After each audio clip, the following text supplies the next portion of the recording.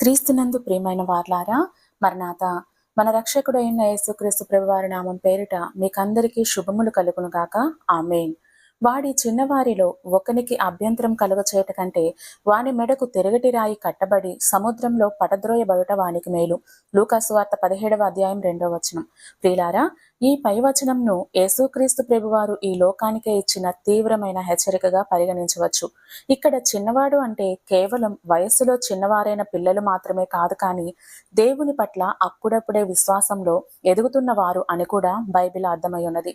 చిన్న బిడ్డను లేదా అమాయకపు విశ్వాసిని తప్పుదారి పట్టించటం అంటే దేవుని సొత్తును దొంగిలించటం లేదా నాశనం చేయటం లాంటిది. అందుకే ఆ వ్యక్తికి దేవుడు విధించే శిక్ష కంటే లోకరీత్యా వచ్చే మరణము అనగా మెడకు తిరగటి రాయి కట్టి సముద్రంలో పడవేయబడడం చాలా నయం అని ప్రభువారు పోల్చి చెప్పారు. అంటే ఇట్టిగా దేవుని విశ్వాసులను ఆటంకపరచు వారికి దైవిక శిక్ష ఎంత ఘోరంగా ఉంటుందో మనం ఊహించలేము. తిరగటి రాయి అంటే మనం ఇంట్లో వాడేది కాదు, కానీ పూర్వం గాడిదకు కట్టి తిప్పేవారు, అంత పెద్దది. అభ్యంతరాలు రాక తప్పవు, కానీ అవి ఎవరి వలన వచ్చునో వారికి శ్రమ అని ప్రభువు హెచ్చరిస్తున్నారు. మనకు తెలియకుండానే ఇతరులకు చాలా సందర్భాలలో అభ్యంతరంగా మారే అవకాశము మనకు లేకుండా పోలేదు. తప్పుడు ప్రవర్తన అనగా మోసం చేయటం, అబద్ధాలు చెప్పటం, ఇలా కొన్ని. ఇంకా కఠినమైన మాటలు, ప్రేమలేని మాటల ద్వారా ఒకరి మనస్సును గాయపరిచి వారిని ప్రార్థనకు దూరం చేయటం, వాక్యాన్ని తమ స్వార్థం కోసం తప్పుగా వివరించి ఇతరులను తప్పుదారి పట్టించటం.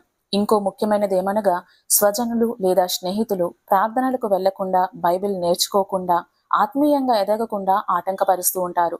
సువార్త ప్రకటిద్దాం అంటే ఏకీభవించరు సరికదా, నీ స్థాయి ఏంటి, నీ పరపతి ఏంటి అని, నువ్వు సువార్త చెప్పేది ఏంటి అని ఆటంకపరుస్తుంటారు. ఇలా మనం ఉండకూడదు సుమా. నేస్తమా, మన ప్రవర్తన, మాటలు ఇతరుల విశ్వాసాన్ని పెంచుతుందా లేదా తగ్గిస్తుందా అనేది ఎప్పటికప్పుడు మనం పరీక్షించుకోవాలి. మన స్వేచ్ఛ లేదా ఇష్టాలు ఇతరులకు అభ్యంతరాలుగా మారకూడదు. బలహీనంగా ఉన్న వారిని చెయ్యి పట్టి నడిపించాలే తప్ప వారిని కింద పడవేయకూడదు. మనం ఇతరులకు తొట్టుపాటు కలుగజేసే అడ్డుబండగా కాక దేవుని వైపు నడిపించే నిచ్చెనలాగా ఉండాలి. దైవభక్తి సంపాదన విషయమై ఒకరు చేసే ప్రయత్నాలకు, పనులకు అడ్డు పెట్టరాదు. దేవుని వైపు అనేకులను నడిపించే నిచ్చెనలా ఉండు ధన్యత పరిశుద్ధాత్మ తండ్రి ద్వారా మనందరము పొందుకొందుముగాక. ఆమేన్. మరణాత.